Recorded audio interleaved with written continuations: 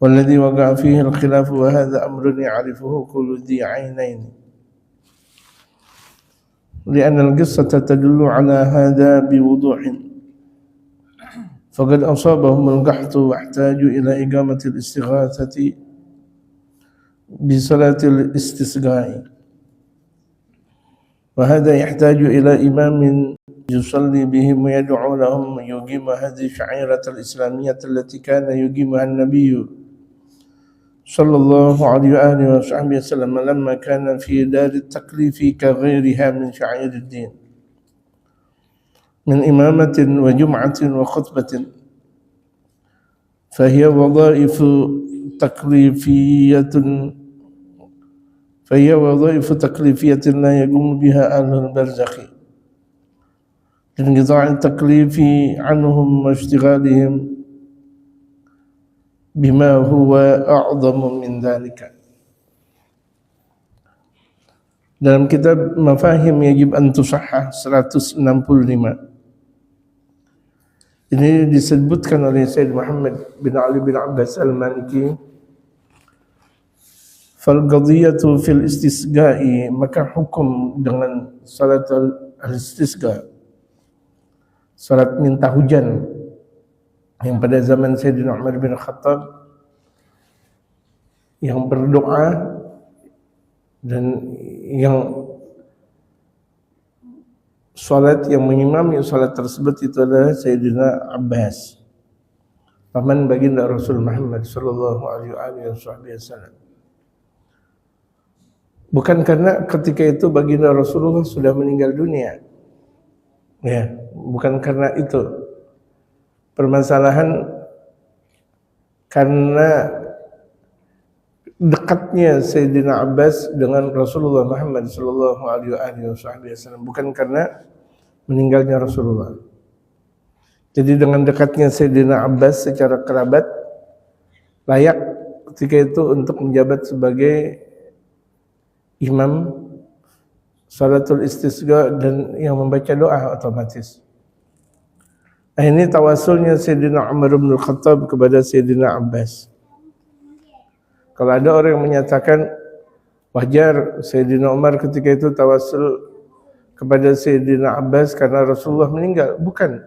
Permasalahan bukan karena meninggalnya Rasulullah, tapi permasalahan karena dekatnya Sayyidina Abbas sebagai kerabatnya Rasulullah, yaitu sebagai pamannya Rasulullah.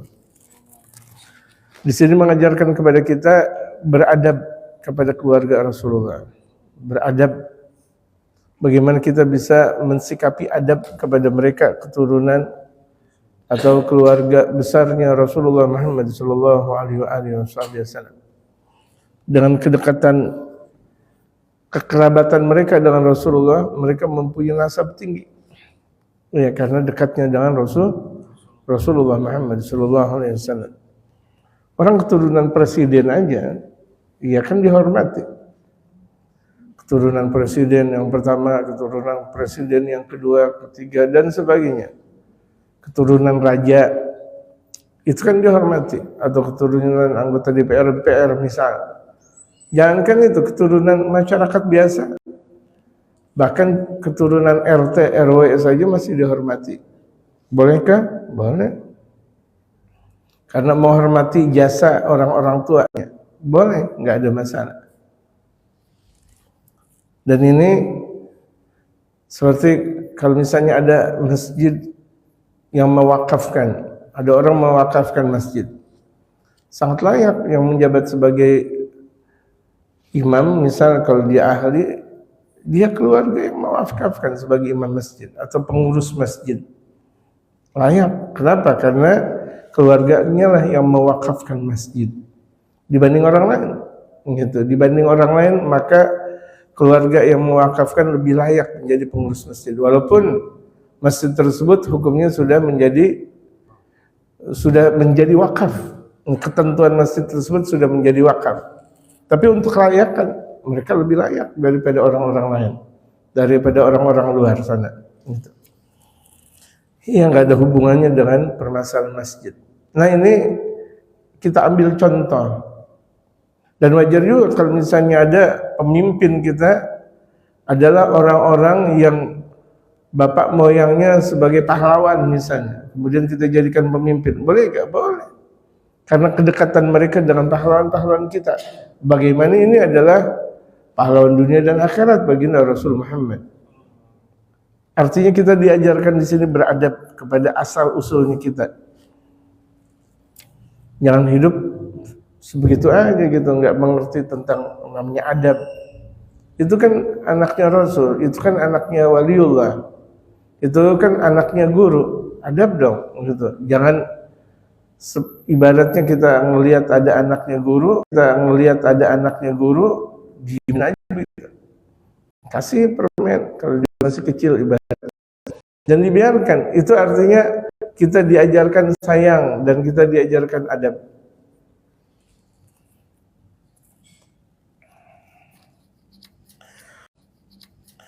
Dalam istisqa Rasulullah kalami anhu waladhi waqa fi al-khilaf, yang tidak ada hubungannya dengan tawassul, yang secara kebetulan ucapan di sini yang banyak khilafnya, ya khilaf bagian Abbas sebagai imam karena Rasulullah meninggal. Bukan itu permasalahan, bukan karena Rasulullah sudah meninggal dunia. Permasalahannya karena Sayyidina Abbas itu adalah paman Rasulullah Muhammad sallallahu alaihi wasallam. Nah, di sini kita diajarkan adab. Pamannya, para wali, keluarganya, para wali, pamannya, guru kita, keluarga besar guru kita, kita hormati. Walaupun misalnya mereka bukan orang yang dianggap terhormat di kalangan masyarakat, tapi permasalahan itu adalah kerabat guru kita. Itu adalah permasalahan kerabat guru kita. Wajib kita hormati. Sebagaimana penghormatan Sayyidina Umar bin Khattab kepada Sayyidina Abbas. Apalagi Sayyidina Abbas sahabat Rasulullah Muhammad. Berkali lipat ketika itu mereka menghormati Sayyidina Abbas. Pertama adalah pamannya Rasulullah, kedua adalah sahabat Rasulullah Muhammad sallallahu alaihi wasallam.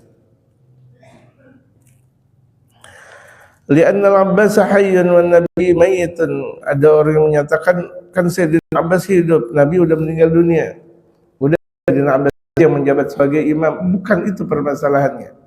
Permasalahannya adalah karena Sayyidina Abbas kerabat Rasulullah. Makanya Sayyidina Umar menghormati betul.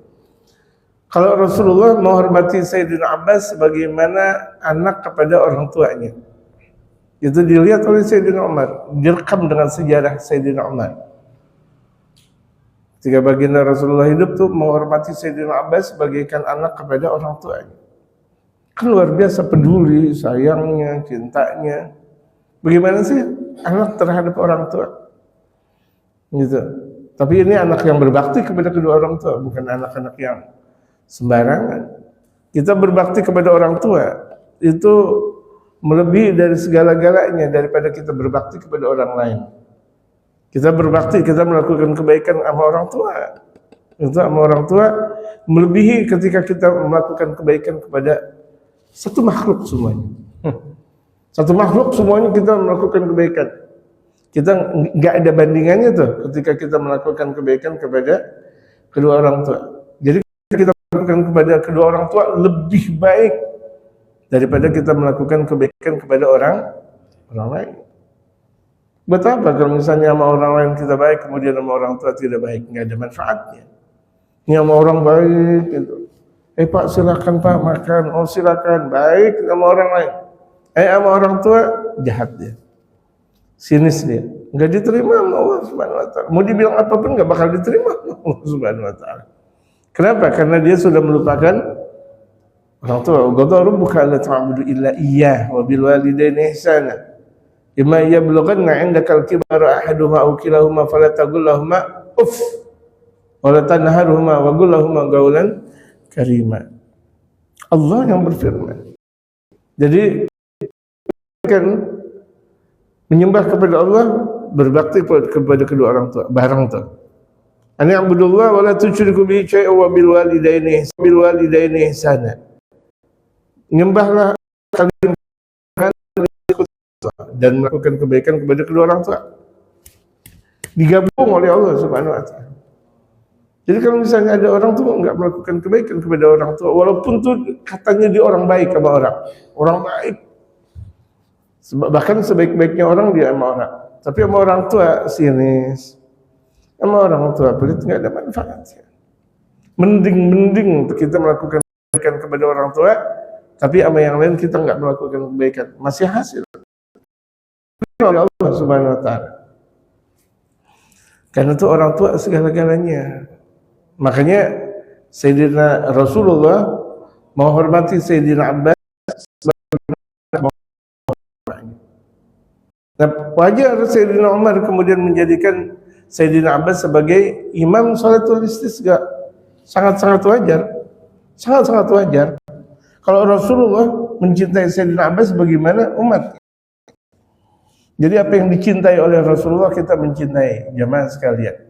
Karena agama ini dari Allah dan Rasulullah. Apa yang dicintai oleh Rasulullah kita cintai. Apa yang disayangi oleh baginda Rasulullah kita wajib sayang. Karena agama dari Allah dan Rasulullah Muhammad, tidak dari yang lain.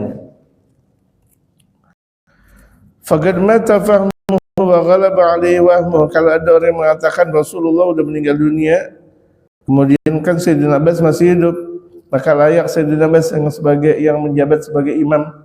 Itu pemahamannya udah pemahaman yang mati sudah, dan prasangkanya itu udah tidak benar, prasangka tidak benar. Nah ini gagal total dalam pemahaman syariatul Islam.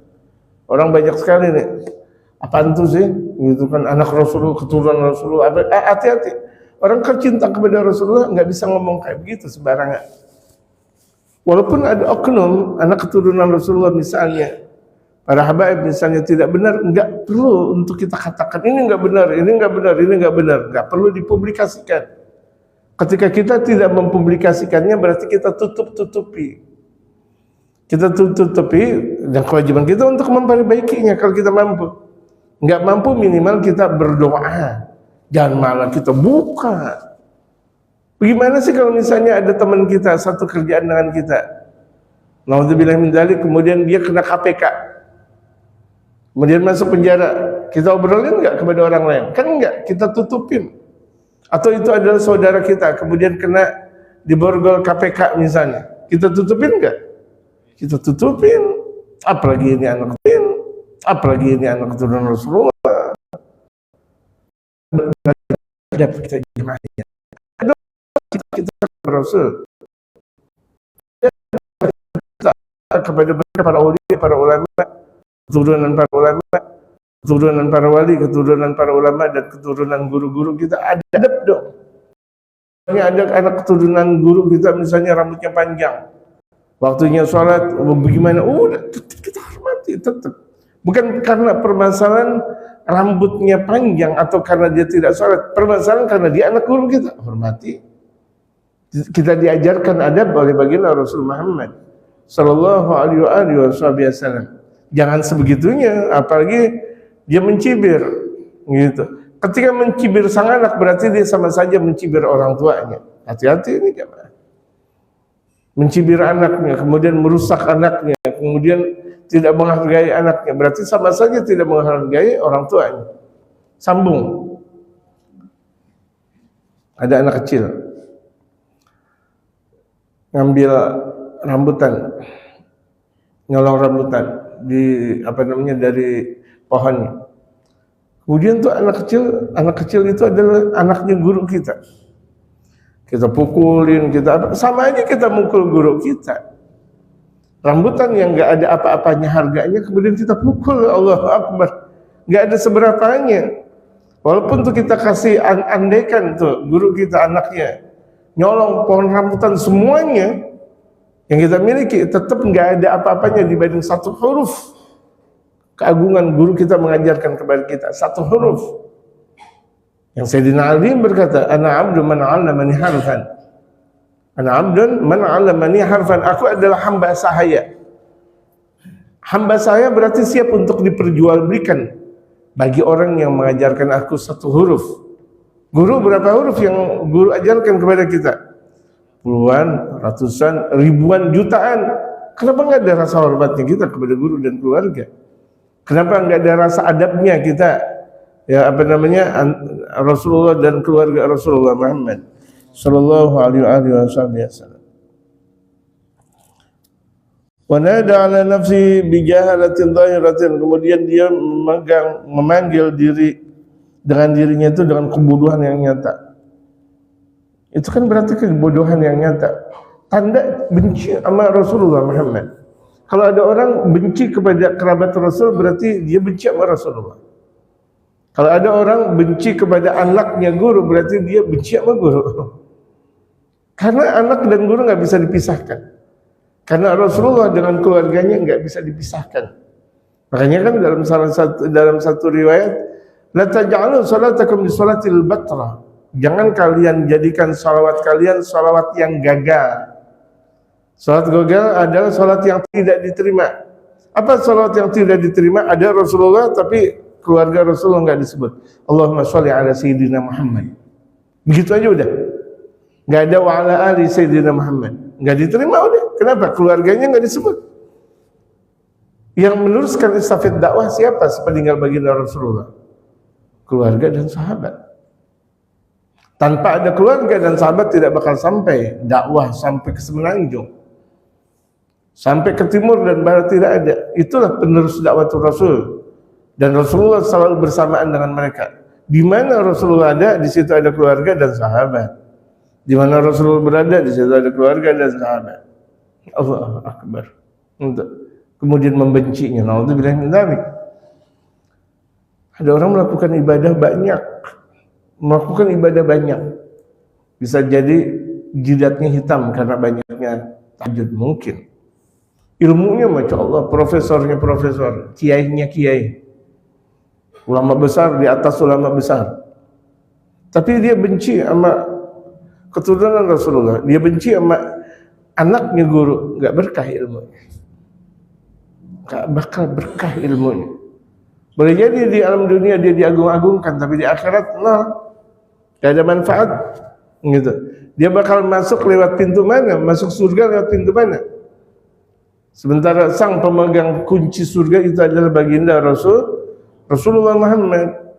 Sementara keluarga, sahabatnya, para walinya dijelek-jelekin. Nah sekarang banyak sekali nih orang yang membenci keluarga, sahabat Rasulullah, para aulia, para ulama dibenci, gitu. Kemudian dipentok-pentokkan antara keluarga Rasulullah dengan para kiai atau anak keturunan Wali Songo. Semuanya mereka satu. Keturunan mereka para Wali Songo satu. Keturunan mereka para Wali Songo ada. Sampai sambung kepada baginda Rasulullah. Cuma karena keturunan mereka para Wali Songo nggak disebut dengan Habib. Tapi apakah yang 7 itu keturunan Rasulullah? Keturunan Rasulullah, walaupun tidak disebut dengan Habib, nggak usah khawatir. Karena yang disebut dengan Habib bukan hanya dari kalangan Tahrim saja, dari selain Tahrim, dari Sayyidina Hasan banyak, Sayyid Muhammad bin Ali bin Abbas al-Maliki yang kitab yang sekarang kita bahas, ini bukan dari Tahrim. Ya kan? Dari Saudi, dari Sayyidina Hasan Al-Hasani. Apakah mereka bukan Habib? Habib. Yang disebut dengan Habib di sini adalah anak keturunan Rasulullah, walaupun tidak disebut dengan Habib. Sama mereka para Wali Songo yang 7, itu mereka Habib, cuma nggak disebut dengan Habib, begitu aja. Gitu. Nah harusnya kita harus paham diri. Ya, harus paham diri karena memang tidak ada perbedaan di antara mereka semuanya. Cuma perbedaan cara pemanggilannya saja. Dan untuk penghormatan sama, nggak bisa dibeda-bedakan. Karena mereka semuanya adalah anak keturunan baginda Rasulullah Muhammad Sallallahu Alaihi Wasallam. Aw asabiyatan liraihi gahiratan, atau aw asabiyatin liraihi gahiratin, atau asabiyah. Artinya karena kalangan ini dia ikut tidak. Agama itu bukan karena asabiyah, bukan karena lewat keturunan, enggak. Agama ini karena perintah yang datang dari baginda Rasulullah. Dan perintahnya itu masuk akal, jamaah sekalian. Bagaimana sih kalau misalnya kita lihat guru dengan anaknya, kemudian satu waktu tuh anaknya nyolong rambutan, kemudian kita pukulin, Emang kita nggak tahu bahwa itu adalah anaknya guru? Jangankan rambutan, intan berlian yang kita miliki diambil sama anaknya guru, masih kita ridha. Radhiyana billahi rabba wa bil islami dina wa bi Muhammadin nabiyyu wa rasulah. Ini intan berlian. Bagaimana kalau itu adalah cuma sekedar rambutan saja? Rambutan asam lagi. Ini kan nggak ada bandingannya, jamaah. Kalau mau diukur keadilan, tidak ada adilnya seperti itu. Gitu. Di sini kita bagaimana mensikapi diri kita beradab.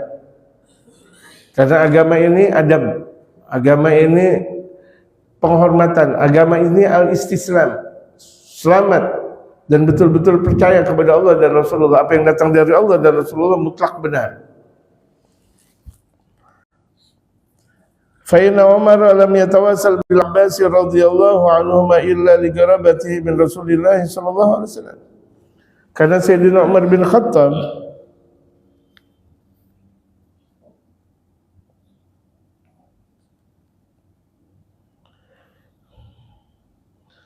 itu tidaklah beliau bertawassul kepada Rasulullah, kepada Sayyidina Abbas, kecuali karena Sayyidina Abbas kerabatnya Rasulullah. Itu makanya Sayyidina Umar bertawassul, kerabatnya Rasulullah. Kerabatnya Rasulullah berarti kan seafdal-afdal kerabat. Umatnya Rasulullah seafdal-afdalnya umat. Ingat, umatnya Rasulullah. Nah, kita sebagai umatnya Rasulullah seafdal-afdalnya umat. Umat yang paling istimewa umatnya Nabi Muhammad. Umat Nabi Adam bagus. Idris Nuh Saleh sampai Nabi Allah Isa bagus. Tapi yang istimewa siapa? Kita sebagai umat Rasulullah. Dari mana dalil kuntum khairu ummatin? Kalian adalah sebaik-baik umat. Siapa yang bersabda, yang berfirman? Allah. Allah yang berfirman. Kenapa? Karena kita nabinya Nabi Muhammad gitu. Bukan karena kita memiliki amal ibadah banyak, bukan karena kita saleh, bukan karena kita punya banyak ilmu, bukan. Lagi-lagi karena nabi kita Nabi Muhammad. Kita dapat berkah bahwa nabi kita Nabi Muhammad, akhirnya kita sebagai umat yang paling baik. Allah yang sudah menyatakan seperti itu, kuntum khairu ummatin ukhrijat linnas ta'muruna bil ma'ruf wa tanhauna 'anil munkar wa tu'minuna billah. Berarti keluarganya Rasulullah sebaik-baik keluarga, sahabatnya Rasulullah sebaik-baik sahabat, agamanya Rasulullah, ajarannya Rasulullah sebaik-baik ajaran. Karena Rasulullah semuanya paling bagus dan paling istimewa. Habibullah, kesayangannya Allah Subhanahu wa taala. Jadi apapun yang datang dari Rasulullah ikuti. Wa ma atakumur rasul fakhudhuh, ambil. Apapun yang datang dari baginda Rasulullah.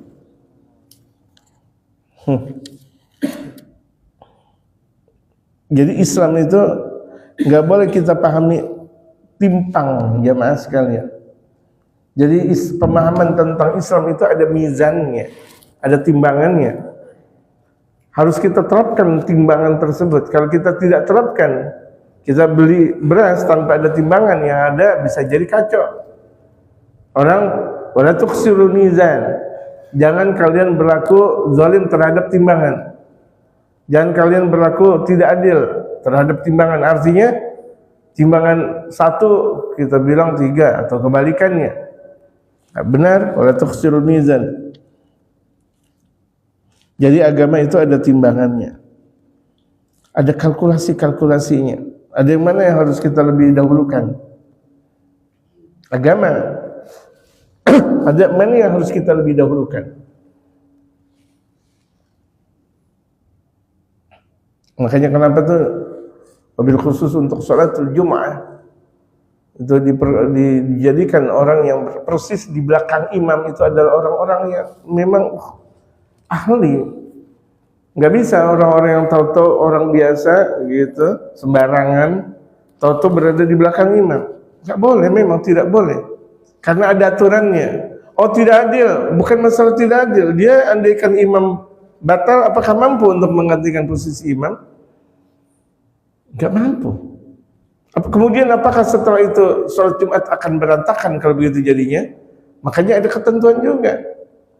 Gitu. Kita lihat sholat Jumat kan terkadang ada orang sholat Jumat, waduh dia datang udah berpeci enggak, celana jin yang dia pakai bajunya baju lengan pendek, berada di belakang imam. Enggak boleh. Harus tahu diri kita, enggak boleh. Kenapa? Karena di situ ada timbangannya, di situ ada tempat-tempatnya. Segala sesuatu itu ada tempatnya. Dan segala tempat itu ada sesuatunya, enggak bisa kita melakukan menurut maunya kita. Betul gak jemaah? Karena di sini ada sebuah yang mana yang lebih pantas. Kalau misalnya itu adalah wakil-wakilnya imam, ya wajar karena wakilnya imam yang berada di belakang imam. Atau mereka para ulama-ulama yang berada di belakang imam. Ini jangan, ini ulama-ulama sengaja-ngaja berada di saf belakang. Sementara orang awam berada di saf pertama. Jangan dong. Tempatnya adalah tempatnya, dan nggak perlu ketika itu ulama pakai tawaduan, saya di belakang. Kemudian orang awam, oh kan ini proses keadilan. Itulah yang disebut dengan meletakkan sesuatu bukan pada tempatnya. Itu namanya tidak adil. Wad'u syai' fi mahalli itu adalah keadilan. Keadilan meletakkan sesuatu pada tempatnya. Gitu. Misalnya guru menyatakan silakan tafadhol. Guru ketika menyatakan tafadhol itu dia tahu mana yang lebih berhak untuk berada di sampingnya, mana yang berhak berada kanan dan kirinya, dia lebih tahu. Dan kalau udah dilakukan seperti itu, cepat kita berada di sisi sang guru. Kenapa? Karena memang sudah ada satu kelayakan. Kita berada di sampingnya guru, kanan atau kirinya. Jangan kemudian kita katakan, waduh gak enak. Segala sesuatu yang sudah dipilih, yang sudah diperintahkan, jalankan. Kadang kita salah paham. Aduh saya nggak mampu. Bukan permasalahan mampu. Kita semuanya nggak ada yang mampu. Tapi ini diperintah oleh guru kita. Sama kita tidak mampu menjadi sebaik-baik umat. Nggak ada yang mampu. Ada di antara kita yang sholat malam beratus-ratus rakaat setiap malamnya. Ada nggak jemaah? Ada nggak? Nggak. Kita nggak mampu. Tapi karena kita umatnya Nabi Muhammad, akhirnya terdorong kita untuk betul-betul harus mampu sebagai umat yang terbaik. Motivasi kita. Nabi kita, nabinya Nabi Muhammad. Akhirnya kita menjadi umat yang paling istimewa. Ayo motivasi besar. Jangan kita sebagai umat Nabi Muhammad ngaji enggak, salat berjamaah enggak, la ilaha illallah. Katanya umat Nabi besar Muhammad. Sementara Nabi besar Muhammad selalu salat berjamaah. Selalu menciarkan agama ini. Tanpa syiar agama nggak bakal terhubungkan syiar Islam sampai ke berbagai macam semenanjung, ke berbagai macam negara. Tidak bakal mungkin. Agama ada karena lewat majelis model seperti ini. Tersebar 1, 2, 3, 4, 5, 6, 7 terus 100, 200, 1000, 2000, 3000, sejuta. Karena dari mulai yang terkecil kemudian menjadi membesar. Kalau kita tidak ikuti proses, tidak bakal mungkin agama ini tersebar. Gitu. Para pendahulu kita itu sangat-sangat masya Allah luar biasa, apalagi dari zaman awal, di mana ngajak satu udah dapat 10, 9 keluar, yang satu ngikut. Udah dapat 100, 99 keluar, yang satu ngikut lagi. Susah dakwah Rasul Muhammad. Nah kalau kita betul sebagai umat Rasulullah, siap kita berada di bawah perintah Rasulullah Muhammad. Kalau kita mau menjadi umat Rasulullah Muhammad, menghidupkan sunnah Rasul Muhammad, di mana orang-orang nggak pada mau ngaji, orang-orang nggak pada mau sholat berjamaah, kita sholat berjamaah. Kita sholat berjamaah, kemudian kita ngaji, menghidupkan sunnah Rasul Muhammad. Man ahya sunnati 'inda fasadi ummati kana ma'i fil jannah. Dan siapa yang menghidupkan sunnahku di mana sudah mati sunnahku. Zaman sekarang sudah mati. Orang berapa banyak nggak mendirikan sholat berjamaah, nggak tahu keistimewaan sholat berjamaah, nggak tahu tentang keistimewaan ngaji dan sebagainya. Mereka seakan nggak punya otak, seakan hidup buat sendirinya. Padahal hidup kita tergantung Allah Subhanahu Wa Taala. Allah yang memberikan wahyu kepada Rasulullah dengan berbagai macam hukum yang ada. Ikuti. Tuhan segala sesuatu, Tuhan seluruh sekalian alam adalah Allah, dan Allah mempunyai hukum, wajib kita ikuti. Hukum wajib kita ikuti. Allah mempunyai hukum dan Allah mempunyai aturan ketentuan kita ikuti. Kita di masjid ini karena di antara mengikuti aturan yang datang dari Allah dan Rasulullah Muhammad sallallahu alaihi wasallam. Wa inna natawassalu ilaika bi'ammi nabiyina fasjina, sebagaimana mintanya Sayyidina Umar kepada Sayyidina Abbas, kami bertawassul kepada engkau bi'ammi nabiyina fasjina, karena engkau adalah paman nabi kami, mintalah air hujan kepada Allah. Wa bidzalika qad tawassala bi Rasulillah sallallahu alaihi wasallam ala ablaghil wujuh. Yang demikian terdahulu pernah Sayyidina Umar bertawassul kepada Rasulullah sallallahu alaihi wasallam di berbagai macam ketentuan. Ini permasalahan ini. Wa qad ba'uda 'ani shawabi, jauh dari kebenaran. Kalau jauh dari kebenaran berarti salah. Dengerin. Banyak salah nih. Kullal bu'di, kesalahan yang sangat jauh dari kebenaran, jauh sekali dari kebenaran. Min ramyil muslimina bisyirki, dari orang yang menyatakan muslim dengan kata-kata syirik gara-gara tawassul. Enggak ada benarnya orang mengatakan seperti itu. Ada orang tawassul dibilang syirik, bidah, enggak ada benarnya. Andaikan ada orang yang menyatakan seperti itu, sementara dalilnya sudah berkebanyakan tentang tawassul. Sebegitu bodohnya orang mengatakan tawassul syirik. Bodoh sekali. Lebih bodoh daripada orang yang berada di siang hari melihat sinar matahari. Di dia siang matahari, ada sinar matahari, kemudian dia mengatakan nggak ada sinar matahari. Bukan karena nggak ada sinar matahari, dia nggak ngelihat sinar matahari. Dia tidak diperlihatkan sinar matahari, bisa jadi dia berada di dalam rumah yang gelap gulita, di dalam satu tempat yang tidak melihat ada celah cahaya sedikit pun. Tapi ketika ada orang mengatakan nggak ada sinar, berarti kan kebodohan yang nyata. Apaan tuh bidah, apaan tuh tawassul, bidah, berarti kan kebodohan yang nyata. Orang menyatakan bahwa tawassul adalah bidah. Bisa babi dzalika ma qauli bi jawazi tawassul bil hayy, karena bolehnya tawassul sebagaimana bolehnya juga tawassul kepada orang yang masih hidup. Orang yang masih hidup boleh ditawassulin.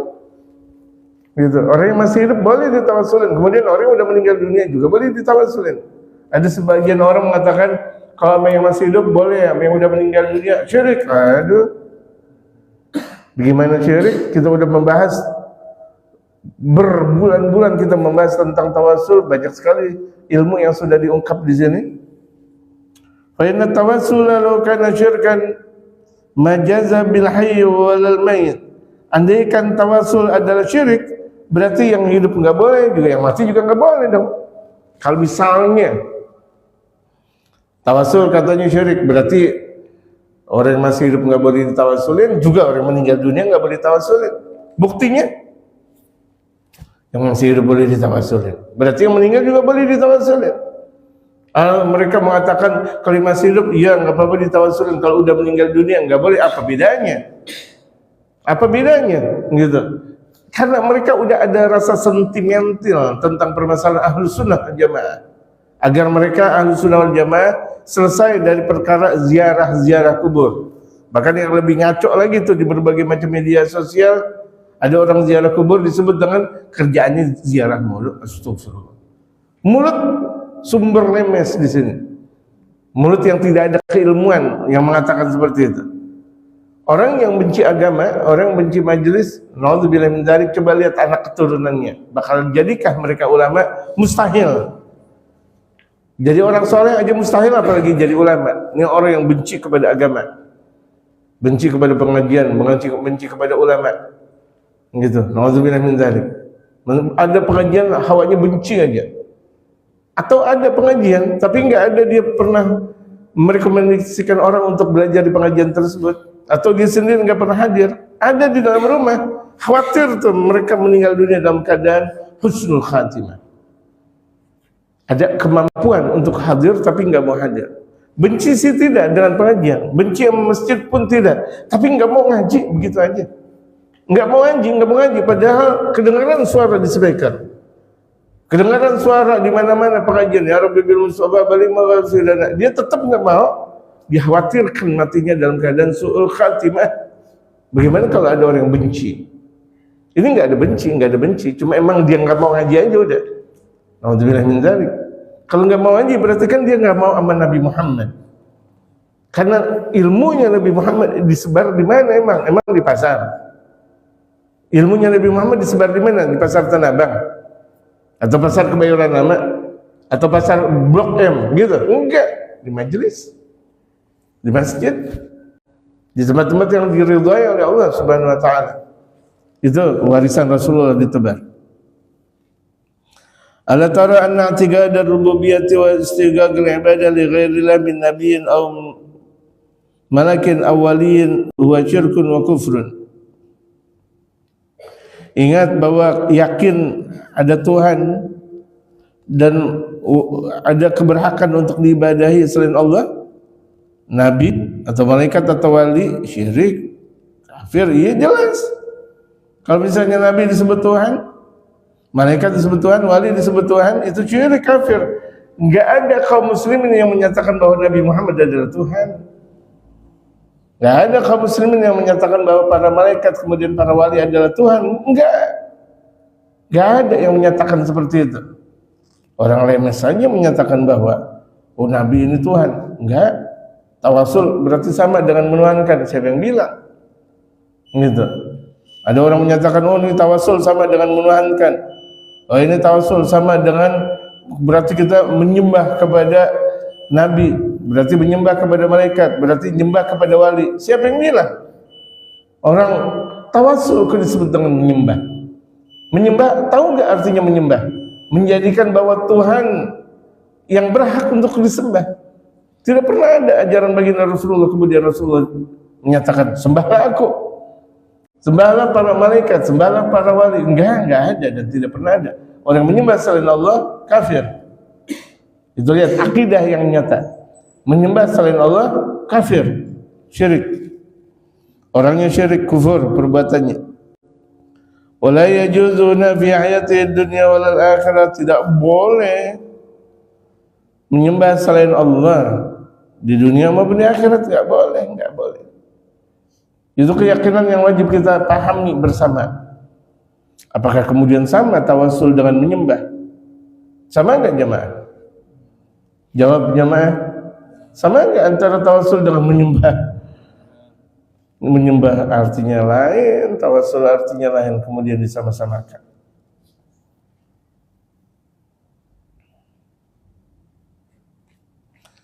Fahal sami'ta man yaqulu, apakah engkau pernah dengar inna i'tiqadar rububiyyah li ghairillah jaizun, meyakini Tuhan selain Allah boleh kalau dia hidup. Kalau dia meninggal dunia enggak syirik, astagfirullahaladzim.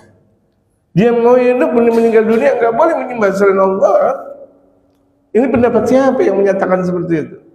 Ini pendapat orang yang mengharamkan tawasul. Tawasul berarti sama yang hidup aja, sama yang meninggal dunia enggak boleh. Astagfirullahaladzim. Seakan berarti boleh dong menjadikan Tuhan selain Allah pada zat yang pada orang-orang yang hidup dong. Sama orang mati nggak boleh. Nauzubillah min dzalik. Pemahamannya ngaco di sini. Wa qad arafta anna ittikhadzal mu'azzam wasilah ila Allah. Engkau tahu bahwa mengambil segala sesuatu, kita ambil segala sesuatu itu wasilah kepada Allah, bukan menyembah sesuatu tersebut. Berapa banyak orang tanpa minum hilang dahaganya. Sebagian para waliullah tanpa minum hilang dahaganya.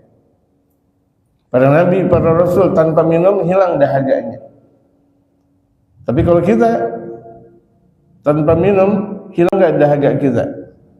Nah, minumnya kita wasilah. Haus betul. Saya bukan nabi dan rasul. Saya bukan malaikat yang tidak makan dan tidak minum.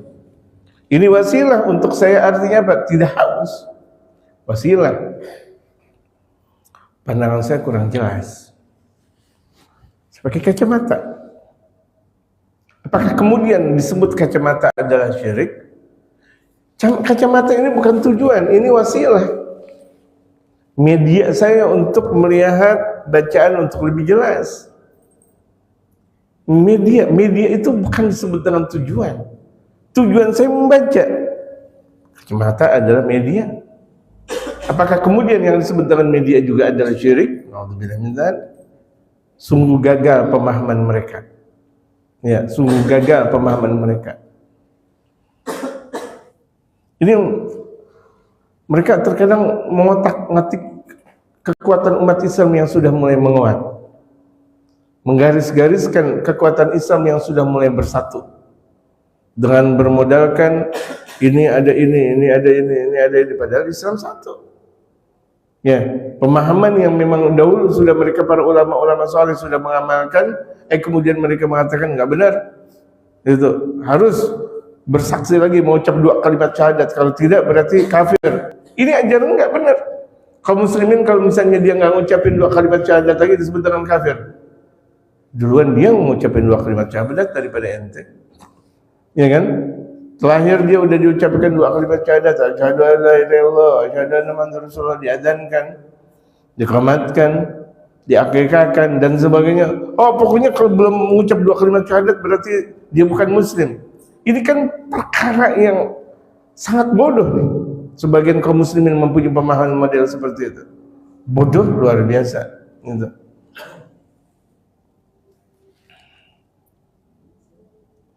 La yakunu ibadatan lil wasilati illa idza i'taqada annahu rabb. Tidak menjadi ibadah wasilah kecuali dia meyakini bahwa Allah adalah Tuhan. Orang bertawassul karena mereka meyakini Allah.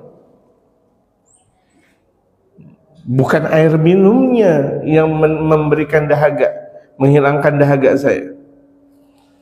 Bukan karena mic-nya yang kemudian suara saya terdengar. Mujizat para nabi dan rasul, suaranya terdengar. Ketika baginda Rasulullah berkhutbah, orang yang berada di ujung pegunungan, di luar pegunungan mendengar ucapan Rasulullah tanpa mic. Itu mukjizat Rasulullah Muhammad. Mereka para aulia Allah terkadang dalam pengajiannya dengan jumlah yang sangat banyak, mic tidak ada, alat pengeras suara tidak ada, tapi orang yang ada di rumah sebelah sana terdengar, orang yang ada sebelah sana terdengar. Itu karamah yang Allah berikan kepada mereka. Apakah kemudian mic dijadikan halangan? Tidak. Mikrofon yang kemudian dinyatakan ini adalah bid'ah, aduh, sangat sentimental. Gagal pemahaman. Yang tadinya katanya pinter nggak jadi pinter. Kalau ada orang yang menyatakan bahwa mic ini nggak benar, kalau ada orang yang menyatakan bahwa gelas ini tidak benar, berarti pemahamannya ngawur. Dia nggak bisa menyatakan mana tujuan dan dia nggak bisa membedakan antara tujuan dan media. Gitu. Orang sekarang banyak memahami agama lewat media. Banyak orang memahami agama lewat media. Contohnya media yang sekarang kita berada di hadapan kita nih, secara langsung kan media. Kalau tidak seperti ini, hanya beberapa orang doang yang ngaji, 20, 30, habis. Tapi ketika dijadikan media, berapa ratus orang yang bakal ikut pengajian, ribuan orang, ratusan ribu. Nah inilah yang disebut dengan media adalah wasilah untuk melakukan kebaikan. Kalau itu adalah tujuannya kebaikan, maka wasilahnya kebaikan. Kenapa?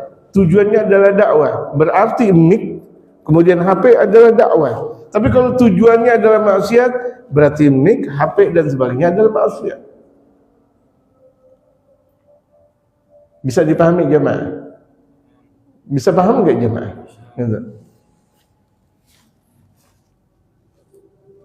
Al-hukmu ala hukmil wasail. Karena hukum itu tergantung kepada wasilah, media. Jadi itu media-media yang ada. Al-wasail ala hukmil maqasid. Jadi media itu tergantung kepada hukum tujuan. Kalau tujuannya itu benar, berarti wasilahnya benar. Ya kan? Karena tujuannya adalah benar. Kama kana dzalika sya'nu ibadil awthani ma'awthanihim. Sebagaimana kama kana dzalika sya'nu ibadil awthan ma'awthanihim. Para penyembah berhala dengan berhalanya. Ini menyembah berhala aja udah nggak boleh. Kemudian ada orang tawasul sama berhala, ya nggak boleh tetap. Ada orang nih nyembah berhala. Kemudian mereka meyakini dengan berhala. Nih, andaikan saya ambil tangan berhala, kemudian saya bawa, berarti dia bakal melindungi saya. Menyembahnya aja nggak boleh. Apapun yang dilakukan berarti nggak boleh.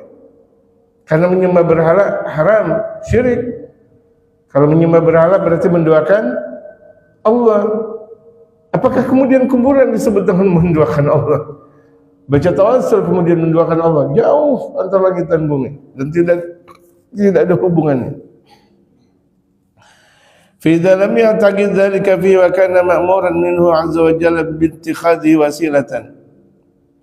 Kalau dia tidak meyakininya padahal itu diperintahkan oleh Allah untuk mengambil wasilah.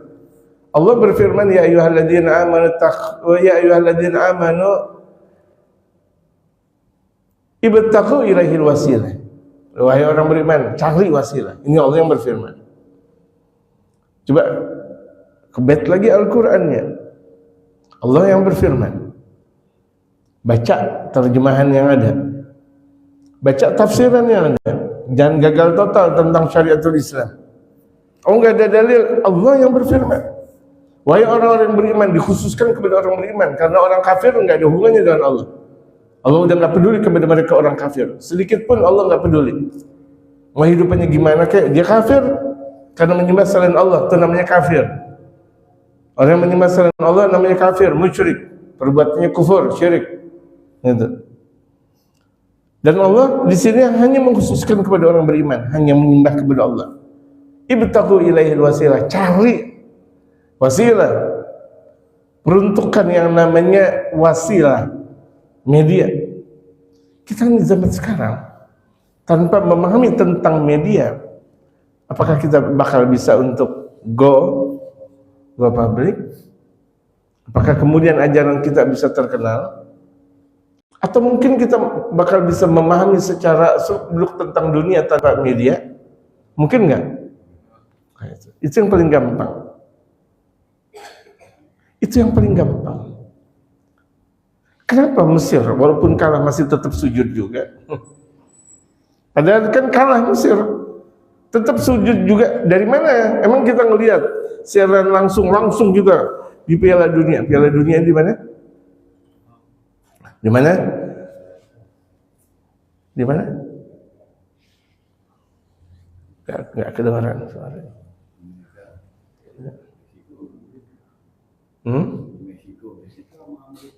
Masya Allah, luar biasa.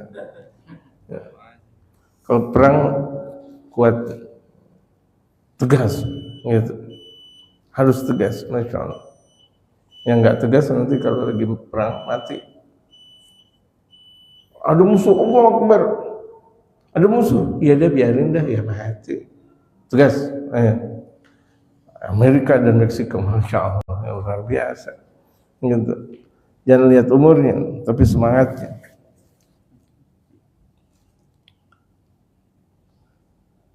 Kita tahu Mesir kalah dari mana?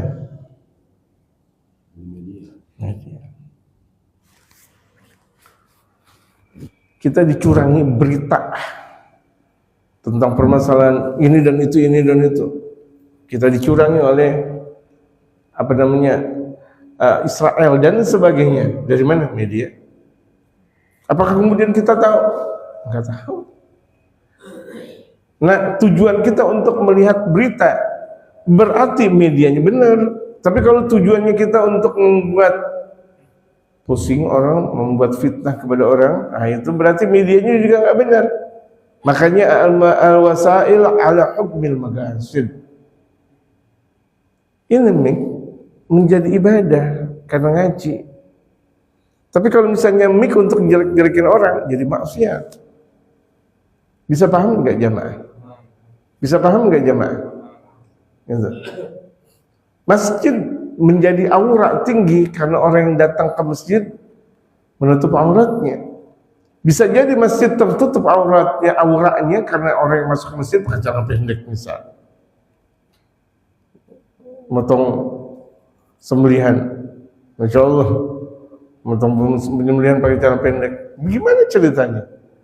Yang nggak pernah ngaji, nggak pernah tahu Bismillahirrahmanirrahim, main baca Bismillahirrahmanirrahim aja, nggak tahu bahwa itu hanya baca Bismillah Allahu Akbar, nggak pakai Bismillahirrahmanirrahim, main potong-potong aja, dia nggak tahu leher mana yang dipotong, ketentuan ada berapa urat yang harus dipotong, dalam waktu apa kemudian itu apa namanya leher itu dipotong, dia nggak tahu, main potong-potong aja. Bisa jadi daging tersebut itu adalah bang.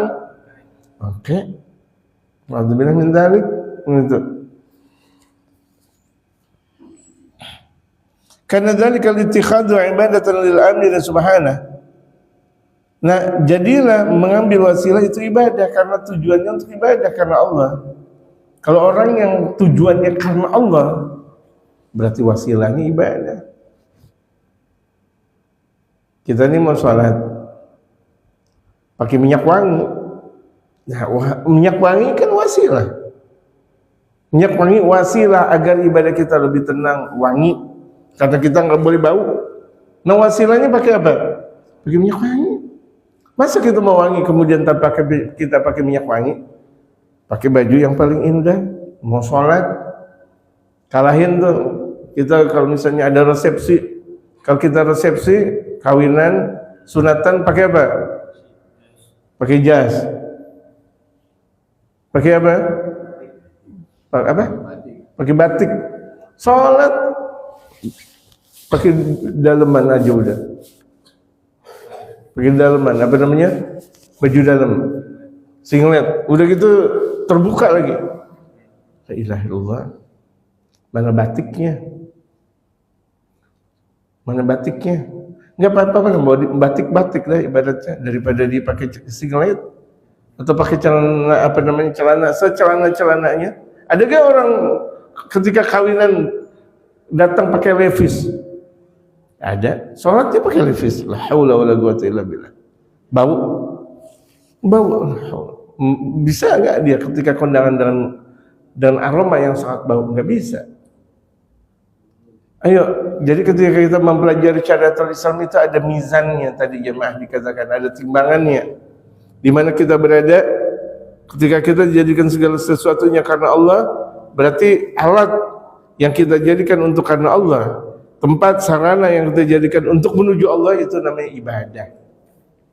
Ibadah. Kita punya motor, tujuannya ngeboncengin pacar. Maksiat tuh motor yang kita miliki. Kenapa? Tujuannya ngeboncengin pacar. Paham jemaah? Tapi kalau misalnya kita punya mobil, tujuannya ngebantu orang. Ibadah. Jadi yang kita punya mobil itu jadi ibadah lagi. Dibanding ada orang tuh, saya punya mobil, punya motor enak nih, ngeboncengin apa namanya cewek. Tujuannya juga nggak benar. Berarti mobil atau motor atau media yang dia miliki nggak benar dan tidak disebut dengan ibadah karena tujuannya nggak karena Allah Subhanahu Wa Taala. Jadi itulah kembali kepada orang yang mengkaji syariatul Islam dengan benar. Karena ketika kita mempelajari fikih ada usul fikih. Ketika kita mempelajari berbagai macam kekuatan keilmuan itu harus ada dasarnya. Tidak bisa ada orang belajar tanpa nahwu dan sharaf, balaghah, ma'ani, mantiq, ba'di dan bayan. Orang mempelajari fikih, mempelajari hadis, ada ilmunya, tafsir, ada tafsirnya, nggak bisa setafsirnya. Sebagaimana banyak tuh orang kalau misalnya pengajian di mana, pengajian subuh, menafsirkan Al-Quran. Sementara dia tidak pernah mempelajari tentang ilmu tafsir. Tahu Al-Quran ditafsirin. Yang katanya dia ngajarin tafsir, dia sendiri pakai rujukan terjemahan. Berarti kan dia nggak mampu dengan tafsir, kok ngajarin dengan terjemahan? Sementara anak kecil bisa untuk melakukan seperti itu. Belum waktunya. Seseorang yang belum waktunya megang mic, jangan kasih mic, gak enak. Ya kan jamaah? Orang yang belum waktunya megang mic, jangan megang mic. Orang yang tadinya mau sholat subuh nggak jadi sholat subuh, kenapa? Gak enak adanya. Allahu Akbar, Allahu Akbar. Astagfirullah. Mendingan gak usah adzan. Belum waktunya dia megang mic, benerin dulu bacaannya. Allahu Akbar, Allahu Akbar. Kalau udah bagus, pegang mic. Segala sesuatunya harus dengan keilmuan. Gitu. Itulah di antara kemerosotan umat Islam dengan pemahaman Islamnya itu mau instan. Ya, tanpa dia mempelajari ilmu dari dasarnya. Wallahu a'lam.